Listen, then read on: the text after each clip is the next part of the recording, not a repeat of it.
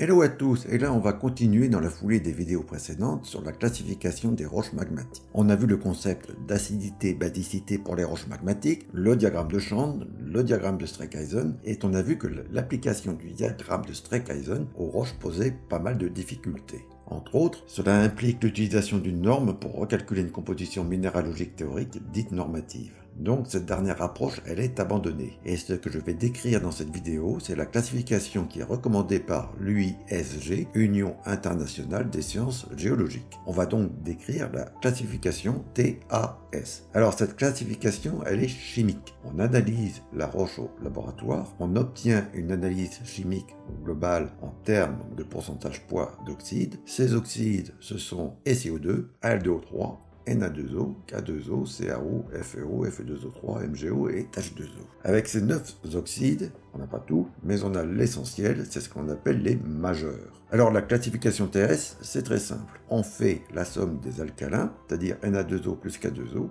et cela vous donne le total des alcalins en pourcentage poids. De là viennent les deux premières lettres TA. Et ce total des alcalins, on va le représenter en ordonnée dans un diagramme en fonction du pourcentage poids d'oxyde SiO2. Et là maintenant, vous comprenez la lettre S. Et voilà ce que cela donne. Un graphique avec plein de compartiments séparés par des segments. Bon, c'est une classification, les limites sont plus ou moins arbitraires. En réalité, il y a des chevauchements entre certains domaines et on passe de manière continue et progressive d'un domaine à l'autre. Les limites, il faut les accepter comme cela. Il faut comprendre aussi que d'établir une classification, cela n'a rien d'évident. Il y a eu plusieurs propositions dans le passé, comme celle-ci. Il y a eu celle des Russes, il y a eu celle des Américains. Alors pour expliquer les choses, je vais mettre le diagramme TS en parallèle avec le diagramme de Streckheisen. Alors ce diagramme TS, comment est-ce qu'il se lit? D'abord, on va retrouver les grandes subdivisions verticales.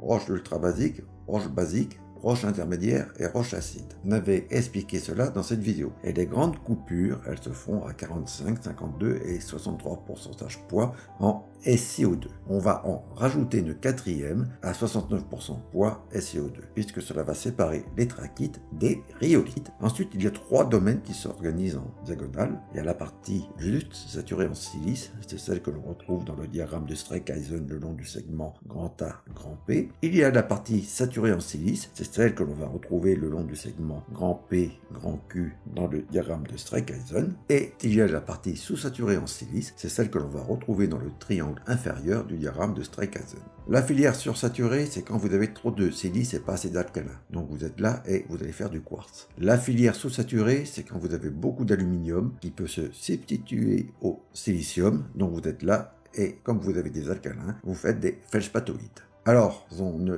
demande pas d'être capable de refaire par cœur ce diagramme, mais les grands points d'intersection entre la filière saturée et la filière sous-saturée, c'est au point 45,5, 52,5 et 69,8. Et à partir de là, vous pouvez retrouver les grandes lignées qui s'organisent comme cela, et on va y retrouver des noms de roches volcaniques très communes, comme les basaltes, les andésites, les rhyolites, les trachytes, etc.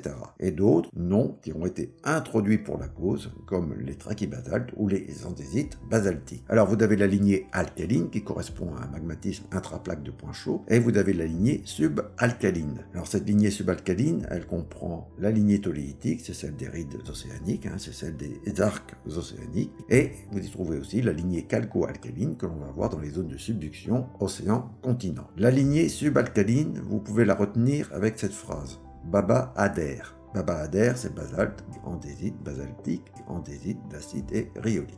Et la lignée alcaline, vous mettez du trachy partout. Ça nous donne trachybasalte, trachyandésite basaltique, trachyandésite, trachyte et trachydacite. Et ça se termine par rhyolite. La lignée hyperalcaline, elle est là. Vous pouvez retenir cette expression. Théba, faux T, faux, faux. Théba, c'est pour téphrite ou basanite. Faux T, c'est pour phono, téphrite. Faux, c'est pour téphrite, phonolite. Et faux, c'est pour phonolite. Voilà, c'est terminé pour cette vidéo. À bientôt.